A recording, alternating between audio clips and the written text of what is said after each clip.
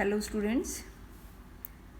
In the first video, we read the first paragraph of the essay on the pleasures of no longer being very young.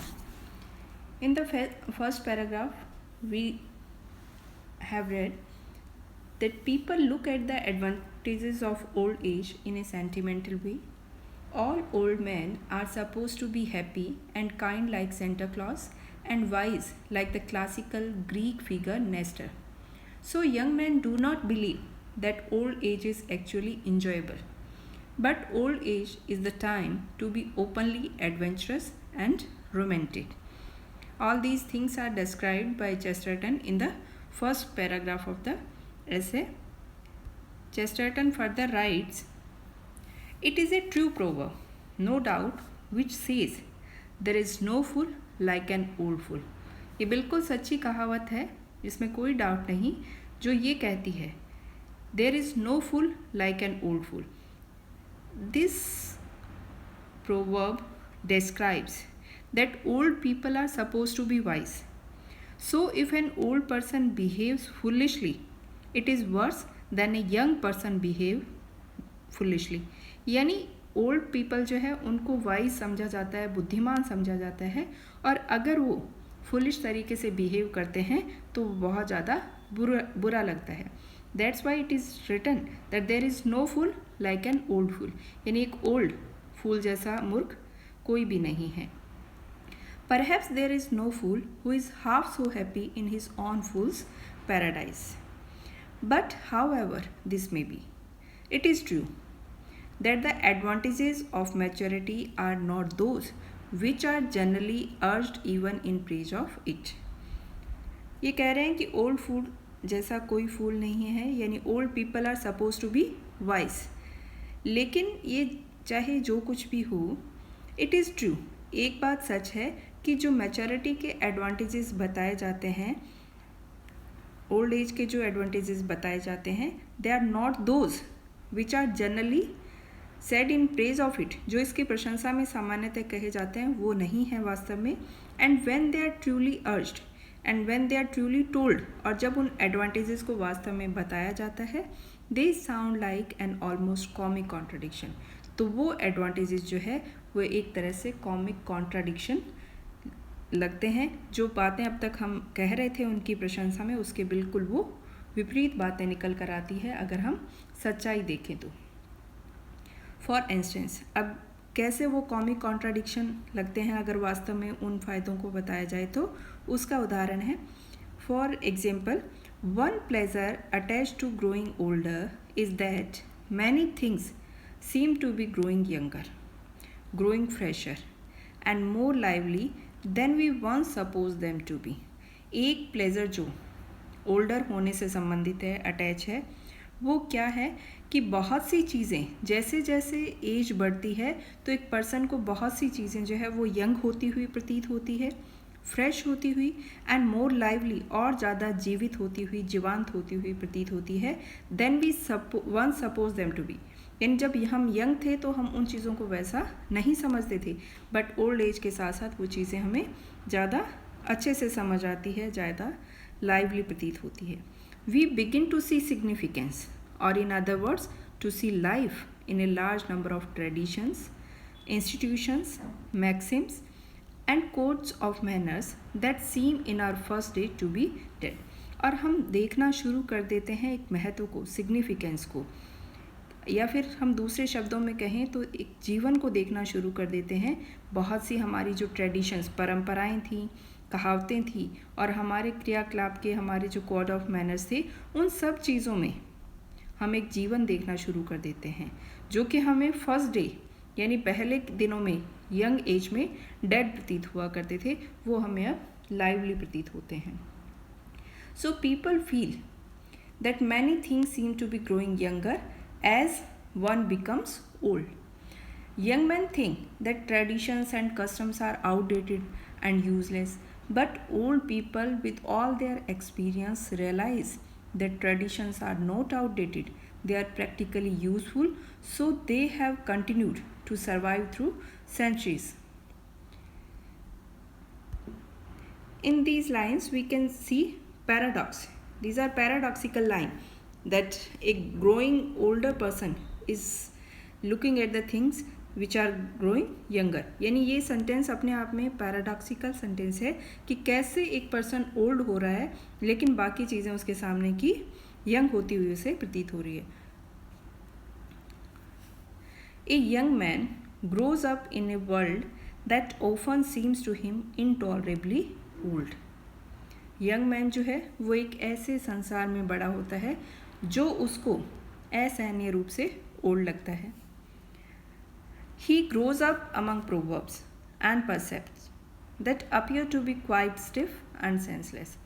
और वो ऐसी कहावतों के बीच में, ऐसे नीति वाक्यों के बीच में बड़ा होता है जो कि उसे बहुत ज़्यादा कठोर और सेंसलेस, यूजलेस, बेतुके लगते हैं.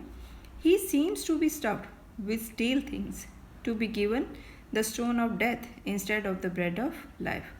और उसे ऐसा प्रतीत होता है यंग मैन को जैसे कि उसे स्टील थिंग्स पर स्टफ करने के लिए छोड़ दिया गया है और उसे जीवन की बजाय एक डेथ, स्टोन ऑफ डेथ दिया गया है. To be fed on the dust of the dead past to live in a town of tombs. और उसे ऐसे लगता है कि जो पुराना अतीत है उसकी डस्ट पर उसे रहना है. To live in a town of tombs. और जो टॉम्स, कब्र का जो शहर है, उसमें रहने के लिए उसे छोड़ दिया गया है. हियर ऑथर वॉन्ट्स टू से that a young person, when he is told about the proverbs, about the traditions, he feels that these all things are useless or senseless and he is not happy with all these things.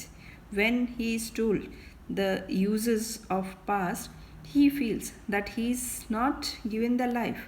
He feels that he is living in a town of tombs, town of dead people. It is a very natural mistake, but it is a mistake.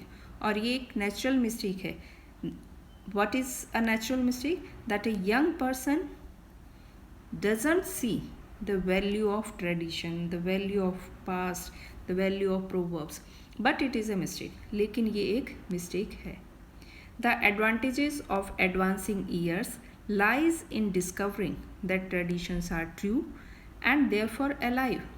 और advancing years में यानी आगे के सालों में जाने के, old age की तरफ जाने का एक फ़ायदा ये है that we discover as we grow old. जैसे जैसे हम बड़े होते हैं हम इस चीज़ को डिस्कवर करते हैं दैट ट्रेडिशंस आर ट्रू, कि हमारी परंपराएं सच्ची है तभी वो जीवित है.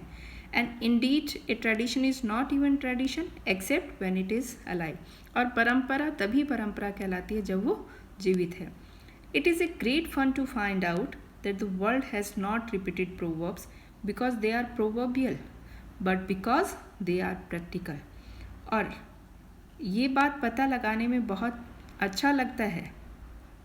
When a person grows old, he feels very happy when he find out that the world has repeated proverbs because of their practical value.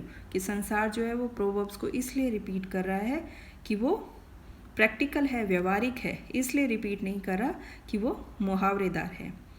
Until I owned a dog, I never knew what is meant by the proverb about letting a sleep dog lie or the fable about the dog in the manger. अब यहाँ author जो है, writer Chesterton, वो कह रहे हैं कि मैंने प्रोवर्ब सुनी डॉग से related. The proverbs is letting A sleep dog लाई, यानी सोए हुए कुत्ते को सोने दो. और एक फेबल, कहानी है about the dog in the manger. तो इन दोनों स्टोरीज़ का वैल्यू मुझे तब पता चला जब मैंने डॉग को रखा. तो the fable about the dog in the manger, it is an idiom meaning someone who keep something that they do not really want in order to prevent anyone else from having it. और we can say a self-centered person, यानी ऐसी भावना रखना कि आपके पास कोई चीज़ है, आपको नहीं चाहिए तो भी कोई दूसरा उसका इस्तेमाल ना कर सके, दूसरों को भी आप वो नहीं लेने दोगे. ये इस इडियम का मतलब है, the dog in the manger. So Chesterton says that I understood about these proverbs when I kept a dog. Now those dead phrases are quite alive to me, for they are parts of a perfectly practical psychology, लेकिन आज वो dead phrases मेरे लिए जीवित हैं. Why? For they are parts of a perfectly practical psychology, क्योंकि एक वो व्यवहारिक मनोविज्ञान का हिस्सा बन गई हैं. Until I went to live in the country, I had no notion of the meaning of the maxim, it's an ill wind that blows nobody good. और जब तक मैं गांव में रहने नहीं गया तब तक मुझे इस मैक्सिम का मतलब समझ नहीं आया. What is that? It's an ill wind that blows nobody good. It means there is something good even in the object which one considers to be absolutely bad. Now it seems to me as pertinent and even pungent as if it were a new remark just made to me by a neighbor at the garden gate. लेकिन आज ये सभी कहावतें मेरे लिए उतनी ही pertinent यानी तर्क संगत है, उतनी ही सही है जैसे कि एक नया रिमार्क किया गया है मेरे पड़ोसी के द्वारा गार्डन गेट के पास.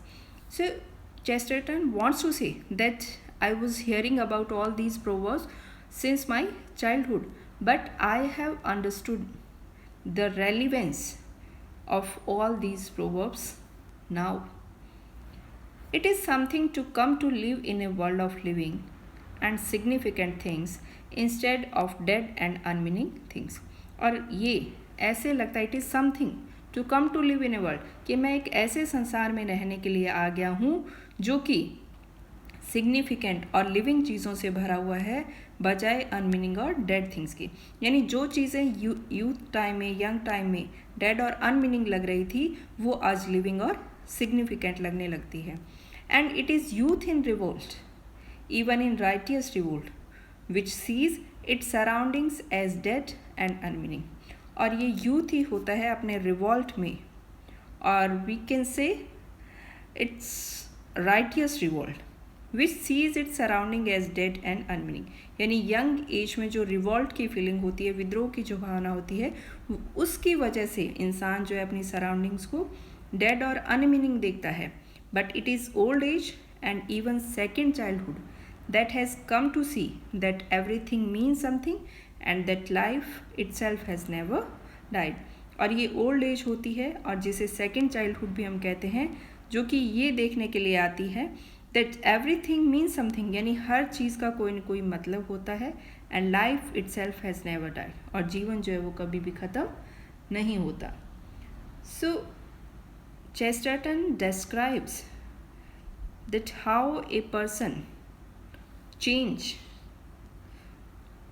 person's feeling changes with the passage of time. When he was young, he was not interested in traditions, proverbs, but as soon as he grows older, he begins to realize the value of all these traditions. We will do next paragraphs in the next video. Thank you.